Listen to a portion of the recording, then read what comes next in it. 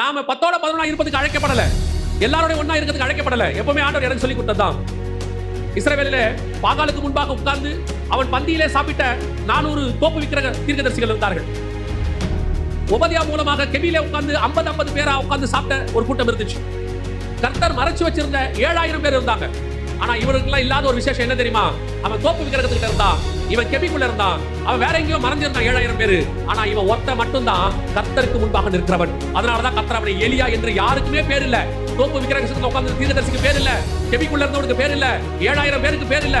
ஆனா அந்த ஒருத்தனுக்கு மட்டும் பைபிள் பேரை வச்சிருக்குது, எலியா என்று சொல்லி. நீ நானும் அப்படி அழைக்கப்பட்டவர்கள். எல்லாரும் மாதிரி ஒண்ணா இருக்கணும், எல்லாரும் மாதிரி சாதாரணமா இருக்கணும். அதுக்கு ஆண்டவர் கூப்பிடல. உனக்கென்று ஒரு தரிசனம், உனக்கென்று ஒரு வெளிப்பாடு, உனக்கென்று ஆவிக்குரிய வாழ்க்கையில ஒரு பங்கை கர்த்தர் வச்சிருக்கிறாரு. நம்ம அத்தனை பேருக்கும் நெகேமியா அலங்கத்தை கட்டும்போது எவ்வளவு பேர் இஸ்ரவேலுக்குள்ள இருந்தாலும் சரி, எல்லாருக்கும் ஒரு பங்கு பிரிச்சு கொடுத்தா. எல்லாரும் அலங்கத்தை கட்டுங்க. அத்தனை பேர், அது சின்னது கட்டுறமோ பெருசு கட்டுறமோ, எல்லாரும் கட்டி முடிக்கும் போது தேவனுடைய அலங்கம் ரெடி ஆகி இருந்தது. அதே மாதிரி உங்க அத்தனை பேருக்கும் ஆவிக்குரிய வாழ்க்கையில கர்த்தர் பங்கு வச்சிருக்கிறார். அதை நீங்க செஞ்சு முடிக்கணும்னா இங்க உட்காந்து முடியாது. கொஞ்சம் ஆவிக்குரிய வாழ்க்கையில கர்த்தருக்கு முன்பாக போய் நிக்கிறவனாய் மாறணும்.